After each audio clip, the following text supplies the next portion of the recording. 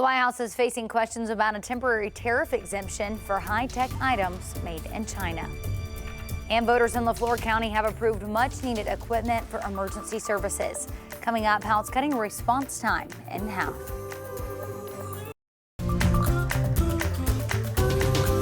Covering news where you live. This is 5 News at Noon. Well, good afternoon. Thank you so much for joining us for your 5 News at Noon. I'm Tiffany Lee here with Joshua Weisel, where it is a beautiful day outside.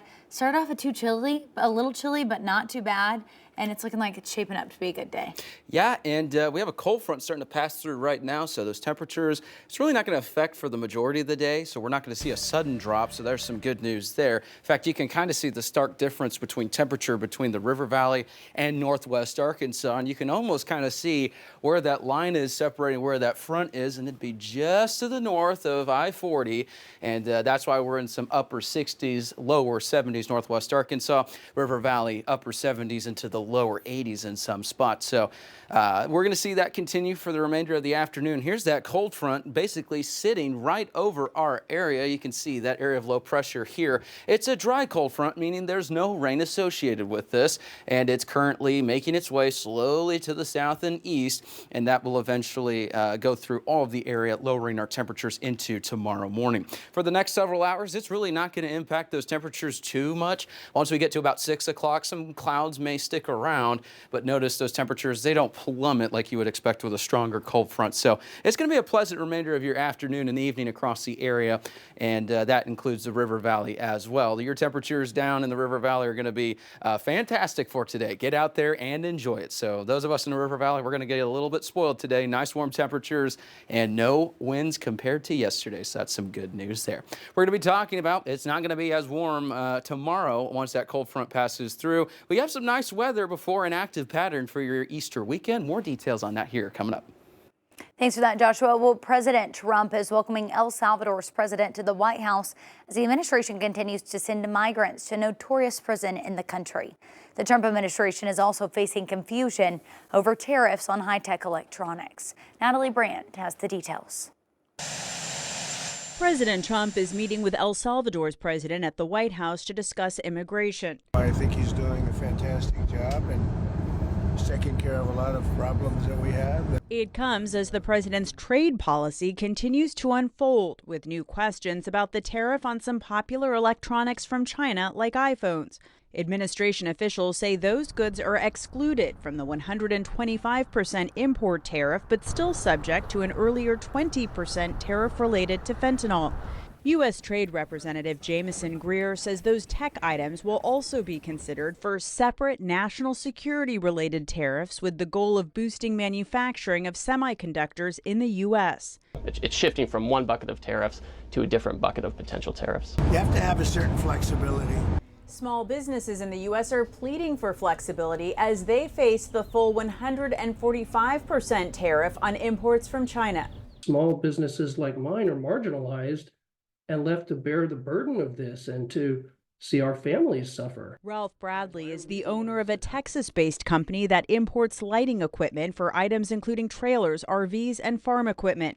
His father started a joint venture in the early 90s with a family-owned company in China that makes the products. We have a great relationship with them and are scared about not just our business being in detriment, but what happens to their business and their families. Trump administration officials say negotiations with China will happen between Presidents Trump and Xi, but so far talks have not been scheduled.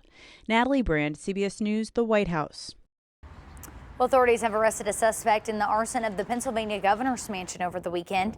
38-year-old Cody Balmer is charged with setting fire to the mansion, severely damaging parts of the building, and forcing Governor Josh Shapiro and his family to evacuate the premises early Sunday morning. Authorities say that Balmer jumped a fence before breaking into the mansion and setting the building on fire. Also developing here at home, a Benton County man is accused of murder after a teenager was shot and killed in Siloam Springs over the weekend. The Benton County Sheriff's Office says that Dalton Hunt is charged with capital murder and the death of Giovanni Miranda.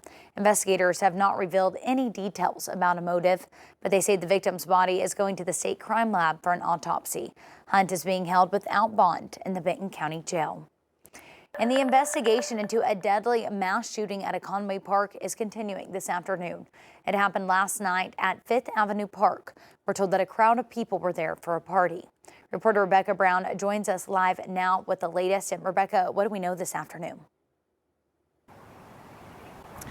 No new information at this time, but here's what we do know. According to Conway Police, just about 12 hours ago, 9 people were injured in this shooting and 2 people are dead. So we have a total of 11 affected by last night's chaos. Locals told us that it was a block party that was full of fun and celebration that turned into chaos and heartbreak as gunfire went out. Now, I did have a chance to go door to door because it's a neighborhood just right over the park. And I was speaking to a lot of people, and they have told me, one mother told me she was holding her daughter in her arms behind her vehicle to take shelter from the gunfire. She said they were out earlier that day having a great time, and then things just went left. Another person told me he had to take his daughter and leave to another location because of so many people out there running and fearing for their life. Now, we don't have any information on if there is a suspect or person of interest. Nothing at this time police can tell us. They are still working the scene, but we are at the park right now where they're just finishing up final touches of cleaning up trash, pressure washing the sidewalk. So a lot has transpired in 12 hours. According to the city of Conway and many of people, this was just a straight tragedy. They are devastated to hear this, as this is a park that is loved by many, and many come here to enjoy it. But we will keep everyone updated at this time to learn any new details or information. Reporting live in Conway, 5 News. Back to you. Thank you so much for that update, Rebecca. Well, the man accused of shooting and killing 2 people outside of a Fort Smith bar will face a judge this Wednesday. Nafaz Ruak is facing 2 counts of first-degree murder after shooting outside the Fox Fire Club this past Wednesday. Ryan Jones and Todd Jewell were found shot outside of the bar and were rushed to the hospital, but later died. Police found Ruak the next day at a home on 38th Street, where he was taken into custody. Well, today, Waldron Elementary students are back in the classroom. School officials posted on their Facebook page letting parents know it was safe to come back. The elementary was closed last week following hail and water damage that was caused by powerful storms. Since then, school officials have been working to make necessary repairs. They say if you don't feel safe to send your kids to school just yet, feel free to keep them at home because these days will not count against them. Well, LaFleur County EMS will now be able to add staff, buy new equipment, and reduce response time. This after county voters passed a 3/10 cent sales tax with 61% support. The EMS director says that staffing will be a top priority. We are going to look at staffing an additional ambulance during demand hours. And our demand hours are typically Monday through Friday, anywhere from noon to 8 p.m. Those are the days that we really needed that help. He says the extra revenue will also help the department offer pay raises to current staff. The tax will go into effect August 1st, with revenue coming in starting on September 1st. Well, Americans still have a few days left to file their taxes. The clock is ticking for Americans that still haven't done that. The deadline is tomorrow, April 15th. But if you need more time, you can also request an extension until October. So far this year, the IRS reports the average refund has been slightly up from last year at nearly $3,300.